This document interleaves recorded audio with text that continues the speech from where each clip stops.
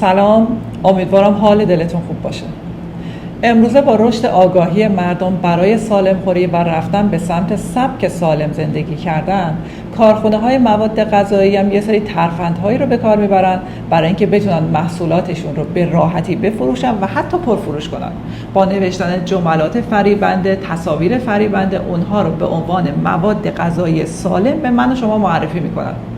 و حتی تصاویری که روش میذارن، نوشته هایی که روش میذارن، کسانی که تبلیغ میکنن اینها رو در واقع کسانی هستن که به ظاهر دارن غذای سالم رو به ما معرفی میکنن ولی در واقع ناسالمن. امروز توی این ویدیو و چند تا ویدیوی دیگه میخوام یه تعدادی از این مواد غذایی به ظاهر سالم ولی در واقع پشت صحنه ناسالم رو به شما معرفی بکنم که غذاهای سالمی هستن تو باور عموم ولی در واقع ناسالمن و نه تنها باعث سلامتی و سبک سالم خوری شما نمیشن بلکه دارن سلامتی رو از جسم و ذهن شما میگیرن. یکی از اینها گرانولا بارهای انرژیه. خیلی ها دنبال یه چیزی هستن که توی صبحانه سریع آماده بشه، خوشمزه باشه و در عین حال احساس کنن که دارن یه ماده غذایی مفیدی رو به بدنشون میرسونن.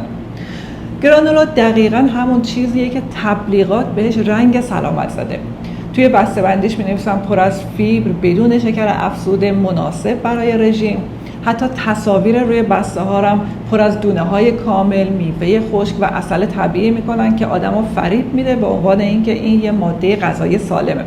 حتی خیلی از ورزشکارا و کسانی که رژیم غذایی تبلیغ میکنن هم اینها رو توی صبحانه و میان بعدشون استفاده میکنن به عنوان غذای سالم و دارن تبلیغشون میکنن. اما واقعیت چیه؟ اینکه گرانولاها اصلا سالم نیستن. بیشتر گرانولاهای بازاری از ترکیب غلات پخته شده، انواع شیرین کننده ها، مغزها، دانه ها و روغن های گیاهی ساخته شدن و روی کاغذ به ظاهر خوب میان اما پشت صحنه‌شون چیه؟ مشکلات پنهانشون اینه که شکر پنهان حتی تو گرانولا بارهای بدون قند وجود داره. چون خیلی از این گرانولاهای بدون قند از شکر طبیعی استفاده میکنن مثل عسل طبیعی، شیره گندم، شیره ذرت یا حتی شیره برنج که اینها از نظر متابولیستی همون کاری رو میکنن با بدن ما که دقیقاً قند سفید داره میکنه. قند خون رو بالا میبرن، انسولین ترشح میکنن و بدن شروع میکنه به ذخیره چربی. مشکل دومشون اینه که روغن‌های صنعتی خطرناک توشون استفاده میکنن. گرانولاها برای ترد شدن باید پخته بشن و معمولاً از روغن‌های کانولا، سویا یا آفتابگردان تصفیه شده استفاده میکنن. این روغن‌ها اسیدهای چرب امگا 6 زیادی دارن که اگر بیش از حد مصرف بشن باعث التهاب مزمن، جوش، ریزش مو و اختلالات هورمونی میشن. مورد خطرناک بعدی که توی اینها استفاده میشه آجیل بو داده و اکسید شده است. مغزهایی که توی حرارت بالا بو داده میشن خاصیتشون رو از دست میدن. روغن داخلشون اکسیده میشه و به جای چربی مفید بدن رو پر از رادیکال های آزاد میکنن. این یعنی چی؟ یعنی پیری زودرس، خستگی مزمن و آسیب به سلول ها و پوست کدر.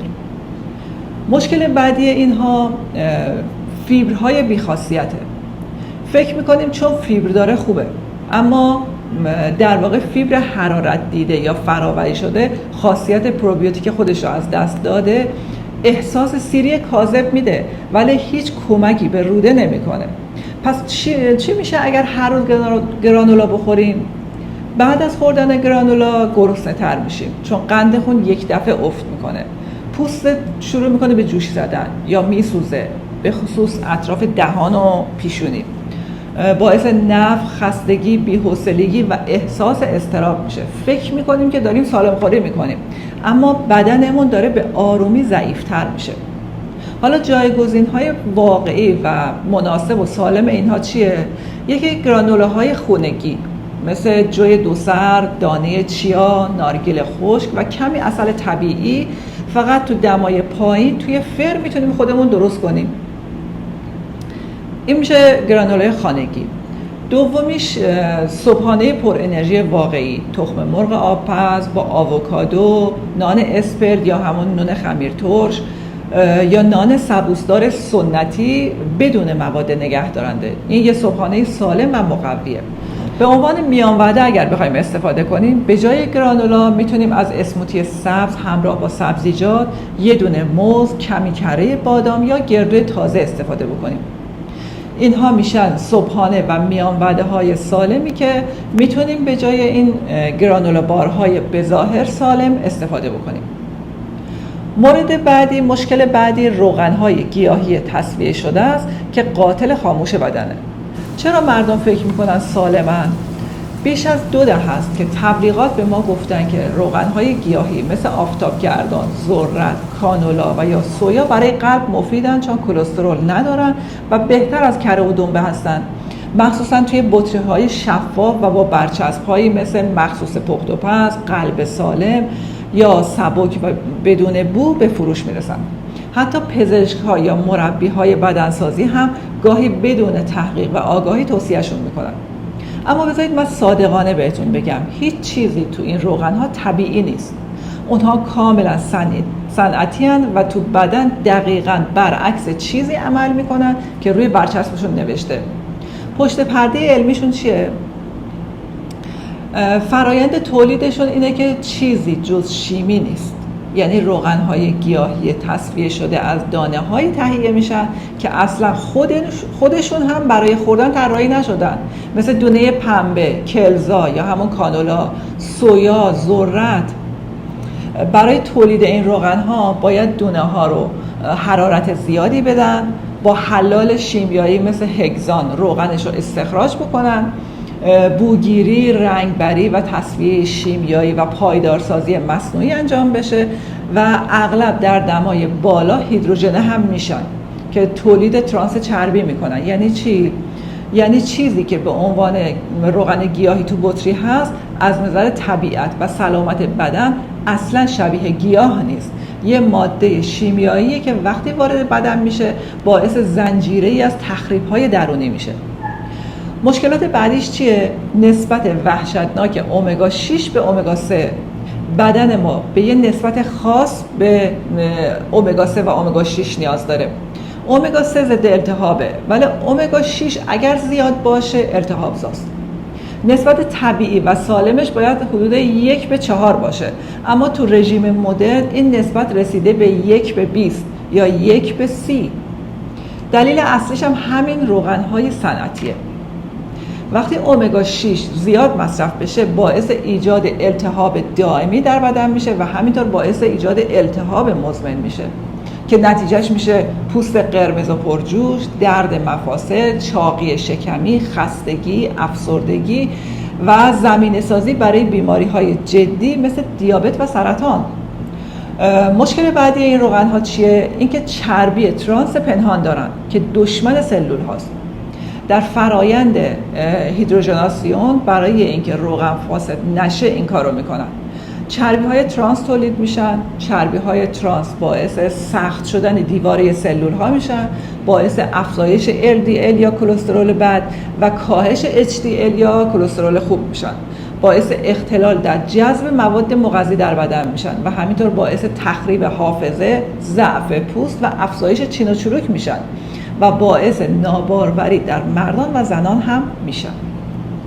حالا نشونه هایی که بدنت میده بعد از مصرف این روغن ها که نشون میده که این روغن ها رو باید قطع بکنید: جوش های چرکی مکرر مخصوصا روی صورت و کمر، پوست چرب اما خشک، یعنی ظاهرش چربه ولی ترک میخوره، خستگی بعد از غذا، سنگین شدن بعد از غذا، تحریک پذیری و اضطراب، ورم بدن مخصوصا اطراف شکم و پاها، رونها، قوزک پا.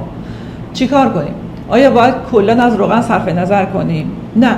بدن برای تولید هورمون، سوخت سلولی و تامین انرژی نیاز به چربی داره. فقط باید چربی درست انتخاب کنیم. جایگزین‌های واقعی و سالمش اولش روغن زیتون فرابکر یا همون ویرجین اولیو اویل که برای سالاد و پخت و پز ملایم مفیده، ضد التهاب، پر از آنتی اکسیدانه و کمک میکنه به مغز و قلب. دومیش روغن نارگیل طبیعیه، مناسب برای سرخ کردن، سبک طعم دلچسبی داره و با چربی‌های مفید برای تیروئید و لاغری شکم مفیده. سومیش کره حیوانی یا روغن دنبه طبیعیه. اگر از دام محلی طبیعی بشه که منبع عالی امگا 3 ویتامین‌های محلول در چربیه و کاملا قابل جذب در بدنه.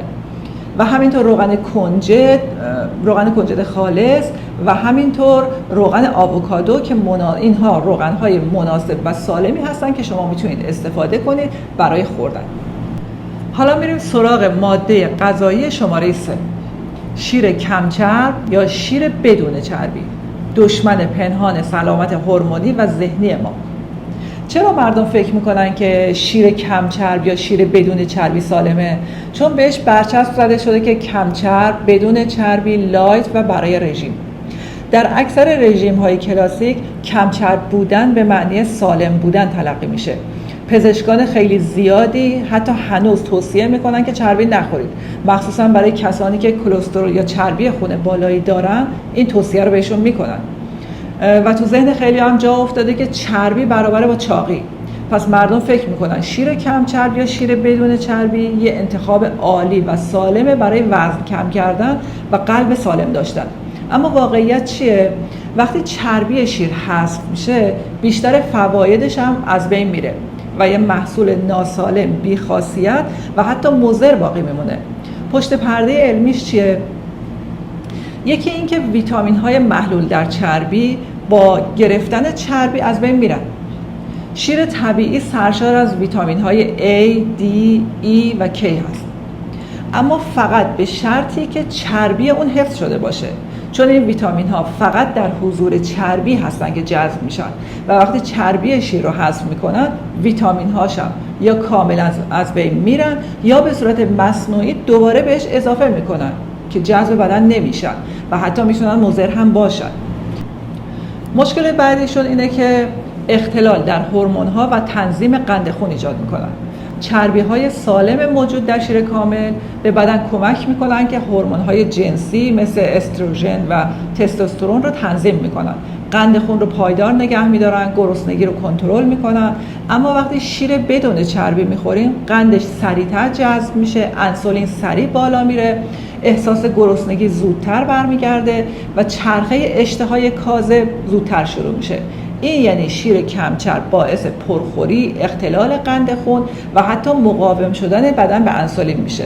یعنی مستقیما خطر ابتلا به دیابت و سندروم متابولیک رو افزایش میده. مشکل بعدیش افزایش التهاب در بدنه. وقتی که چربی مفید شیر حذف میشه محصول نهایی فراوری شده بی‌تعادل‌تر و ملتهب کننده تر میشه. ضمن اینکه برای خوش طعم کردن شیر بدون چربی بعضی شرکت‌ها از شکر یا لاکتوز افزوده استفاده میکنن یا طعم دهنده های مصنوعی بهش میزنن که سیستم ایمنی رو تحریک میکنه. نتیجه میشه چی؟ التهاب مزمن که میتونه باعث جوش، خستگی، مه مغزی، دردهای عضلانی و حتی افسردگی بشه. تأثیر روانی شیر کمچرب چیه؟ خیلی از کسانی که هر روز شیر بدون چربی میخورن مخصوصا با قهوه یا صبحانه بعد از مدتی علائم رو تجربه میکنن. اضطراب‌های بی‌دلیل، سردردهای عصبی، اشکال در تمرکز و نوسانات خلقی. چون چربی طبیعی شیر نقش مهمی رو در تغذیه مغز و اعصاب داره. مطالعات جدید چی میگن؟ یه مطالعه از مجله American Journal of Clinical Nutrition نشون میده که زنانی که شیر کامل مصرف میکنن کمتر دچار ناباروری تخمدان پلیکیستیک میشن نسبت به زنانی که شیر کمچرب مصرف میکنن. یه مطالعه دیگه تو اسکاندیناوی نشون داد که کودکانی که شیر کامل مینوشن وزن متعادل‌تر و سلامت متابولیکی بهتری دارن نسبت به اونهایی که شیر کمچرب میخورن. پس راه حل چیه؟ یک، اینکه برگردیم به شیر کامل سنتی بدون تصفیه. اگر به شیر حساسیت ندارید شیر کامل و محلی رو انتخاب کنید، نه شیرهای پاستوریزه صنعتی ها. دوم اینکه به جای حذف چربی قند رو حذف کنید. بدن به چربی سالم نیاز داره. چیزی که باید کم بشه قند و غذاهای فراوری شده هست، نه چربی های سالم. سومین راه حل اینه که جایگزین‌های مفید بذاریم اگر لبنیات نمیخورید، مثل شیر بادام خانگی بدون شکر، شیر نارگیل خانگی بدون شکر، یا حتی آب نارگیل طبیعی برای هیدرات نگه داشتن بدن بخوریم. وقتی شیر کم چربی میخوریم فقط چربی حذف نمیشه، بلکه بخشی از سلامتی ما هم حذف میشه. برای سلامت پوست، مغز و هورمون‌ها بدن به چربی درست نیاز داره، نه به تبلیغات اشتباه یا غذاهای ناسالم. یه تعداد دیگه از این مواد غذایی به ظاهر سالم ولی در واقع ناسالم مونده که برای اینکه این ویدیو طولانی و خسته کننده نشه، بقیه رو توی ویدیوهای آینده توضیح میدم که آگاهیمون بیشتر بشه. رفرنس های تمام این مطالبی که توضیح میدم رو چه تو این ویدیو و چه تو ویدیوهای دیگه همه رو توی دیسکریپشن میذارم. کسانی که دوست دارن اطلاعات بیشتری دریافت کنن، جزئیات بیشتری به دست بیارن، میتونن به این رفرنس ها مراجعه بکنن و تحقیق کنن و مطالعه بکنن. امیدوارم که این اطلاعات مفید باشه واسه شما، استفاده بکنین، همیشه سالم و سلامت و تندرست باشین، شاد باشین و زندگیتون پر از برکت و روزی باشه. خدا نگهدار همتون تا ویدئوی بعدی.